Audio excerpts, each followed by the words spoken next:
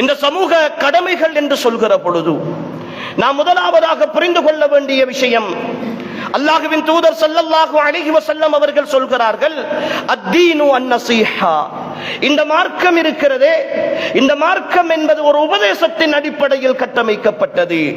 லிமன் யா ரசூலல்லாஹ், அது யாருக்கு செய்ய வேண்டிய உபதேசம் கடமை என்று கேட்ட பொழுது, லில்லாஹி வ லிரசூலிஹி வ லிஐம்மத்தில் முஸ்லிமீன வ ஆம்மத்திஹிம், அல்லாஹ்வுக்கும் அல்லாஹ்வுடைய தூதருக்கும் முஸ்லிம் தலைமைத்துவங்களுக்கும் முஸ்லிம் பொதுமக்களுக்கும் செய்ய வேண்டிய உபதேசங்களின் மீது கட்டமைக்கப்பட்டதுதான் இந்த மார்க்கம் என்று ரசூல் ஸல்லல்லாஹு அலைஹி வஸல்லம் அவர்கள் சொல்கிறார்கள்.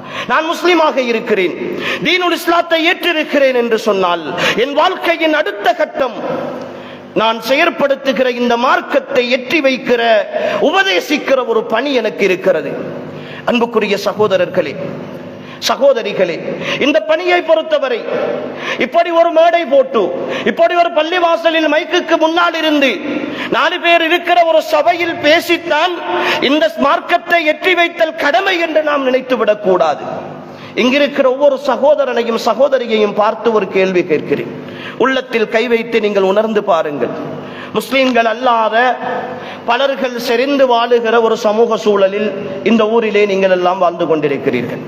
உங்களை சூழ உங்களோடு பழகுகிற பல நண்பர்கள் வியாபார ரீதியாக, குடும்ப ரீதியாக, இன்னும் பல உறவுகள் ஊடாக, நட்பு ரீதியாக பல மாற்று மதத்தை சேர்ந்தவர்கள் உங்களோடு பழகி கொண்டிருக்கிறார்கள். அவர்கள் யாரும் இனவாதிகள் அல்ல, பிரச்சனைகளுக்குரியவர்கள் அல்ல, இஸ்லாத்தின் மீதும் முஸ்லிம்களின் மீதும் வெறுப்புகள் விதைக்கப்பட்டவர்கள் அல்ல. எங்களோடு நல்லெண்ணம் கொண்டவர்கள் எங்களுடைய வீடுகளுக்கு வருகிறார்கள், எங்களுடைய பெருநாள்களுக்கு வாழ்த்து சொல்லுகிறார்கள், எங்களுடைய சுகதுக்கங்களில் கலந்து கொள்கிறார்கள், ஒரு திருமணத்திற்கு அழைப்பு கொடுத்தால் வருகிறார்கள், எங்களுடைய இல்லங்களில் ஒரு ஜனாசா என்றால் வருகிறார்கள், ஒரு விருந்துக்கு கூப்பிட்டால் வருகிறார்கள், கடையிலே எங்களோடு நம்பிக்கையோடு நாணயத்தோடு பணி செய்து கொண்டிருக்கிறார்கள். அன்புக்குரியவர்களே, இப்படியெல்லாம் அவர்களோடு பழகுகிற நான், எனக்கென்று ஒரு சமூக கடமை இருக்கிறது. நான் ஒரு முஸ்லிம், எனக்கென்று ஒரு சமூக கடமை இருக்கிறது. நான் ஏற்றுக்கொண்டிருக்கிற இந்த மார்க்கத்தை பற்றி ஒரு வார்த்தை ஏனும் அவர்களுக்கு அறிமுகம் செய்ய வேண்டும், ஒரு வார்த்தை ஏனும் அவர்களோடு நான் பேச வேண்டும். என் இலக்கு, என் கனவு, என் லட்சியம் இந்த பூமியில் இருந்து என்னோடு உறவாடுகிற, என்னோடு நேசம் பாராட்டுகிற, என்னோடு நல்ல முறையில் இருக்கிற யாரும் நரகம் போய்விடக் கூடாது. எல்லோரும் என்னோடு சேர்ந்து சுவர்க்கம் வர வேண்டும்.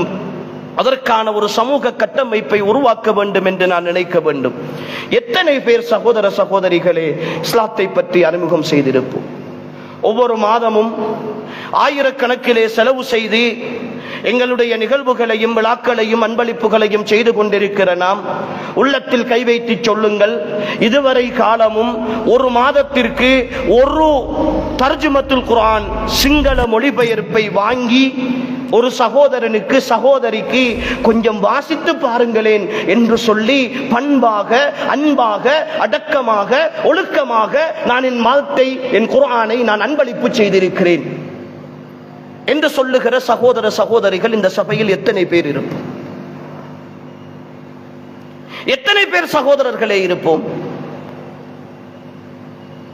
இந்த மார்க்கத்திற்காக இந்த சமூகத்தை முன்னிறுத்தி என்ன செய்திருக்கிறோம்? அல்லாஹ்வின் தூதருடைய தோழர்கள் ஜிஹாதிலே கலந்து கொண்டு உயிர் போகிறவரை போராடினார்கள், குடும்பங்களை அனாதையாக்கினார்கள், மனைவிமார்களை விதவையாக்கினார்கள், வாழ்க்கையின் எல்லாவற்றையும் இழந்து, சுகதுக்கங்களை இழந்து, உடல் உறுப்புகளை இழந்து துண்டு துண்டாக வெட்டப்பட்டார்கள். இந்த சமூக கடமை, இந்த மார்க்கத்தை எட்டி வைத்தல், இந்த மார்க்கத்தின் உபதேசத்தை சொல்லுதல் என்கிற விஷயத்தில் எல்லாவற்றையும் செய்தார்கள். ஒரு அரை மணி நேரமாவது, ஒரு 10 நிமிடமாவது இந்த மார்க்கத்தை பற்றி அடுத்தவர்களோடு நாம் பேசி இருக்கிறோமா? அரசியலை பற்றி மணிக்கணக்கில் பேசுகிறோம், அடுத்த வீட்டுக்காரியை பற்றி நாள் கணக்கில் பேசுகிறோம், கிடைத்த பலாய்களை எல்லாம் கழுவி துப்புரவாக்கி வைத்திருக்கிறோம். ஆனால் மார்க்கத்தை பற்றி பேசுவதற்கு நேரம் கிடையாது. ஒரு சினிமாவை, ஒரு நாடகத்தின் கட்டத்தை, ஒரு படத்தினுடைய கிளைமேக்ஸை தெளிவாக சொல்ல சொன்னால் ஒரு வினாடி கூட தவறாமல் முழுமையாக சொல்லுகிற என் சகோதரனும் சகோதரியும் வாலிபனும் இளைஞனும் இந்த மார்க்கத்தை பற்றி தெரியாது என்று சொல்லுகிற, இந்த மார்க்கத்தின் விவரங்களை நான் படிக்கவில்லை என்று சொல்கிற, அது மௌலவிமார்கள் தான் சொல்ல வேண்டும், மௌலவியாக்கள் தான் சொல்ல வேண்டும், மார்க்கம் படித்தவர்களின் மீது திணிக்கப்பட்ட விஷயம் என்று நினைக்கிற அறியாமை சமூகத்தில் தானே இன்னும் நாம் வாழ்ந்து கொண்டிருக்கிறோம். அடுத்தவர்களுக்கும் சொன்ன பாடில்லை, சொந்த குடும்பத்திலும் சொன்ன பாடில்லை. என் மீது இருக்கிற மிகப்பெரிய ஒரு அமானிதம், ஒரு கடமை. இந்த மார்க்கத்தை என் மனைவிக்கு சொல்ல வேண்டும், தெரிந்திருக்கிற மார்க்கத்தை என் கணவனுக்கு சொல்ல வேண்டும், என் பிள்ளைகளுக்கு சொல்லிக் கொடுக்க வேண்டும். கிடையாது சகோதரிகளே. இன்றிருக்கிற சூழல், கடந்த சில நாட்களாக சில விவகாரங்களில் நேரடியாக கலந்து கொண்ட பொழுது கிடைத்த ஒரு அனுபவம் என்ன தெரியுமா?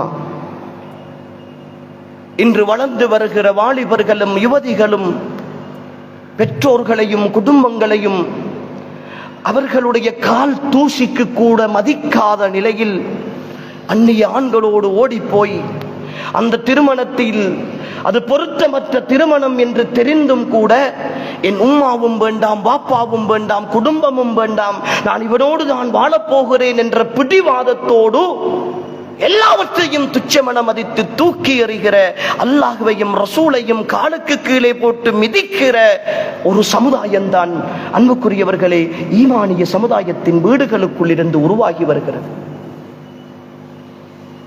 மறுக்க முடியாத உண்மை. நான் வாய் திறந்து மார்க்கத்தை பேசவில்லை, அல்லாஹ்வை அறிமுகம் செய்யவில்லை, அல்லாஹ்வின் தூதரை அறிமுகம் செய்யவில்லை.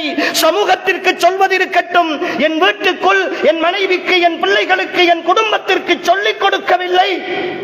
விளைவு அல்லாஹ்வை பற்றி ரசூலை பற்றி சொன்னால் நையாண்டியாக சிரிக்கிற பிள்ளைகள், கணக்கெடுக்காத பிள்ளைகள்.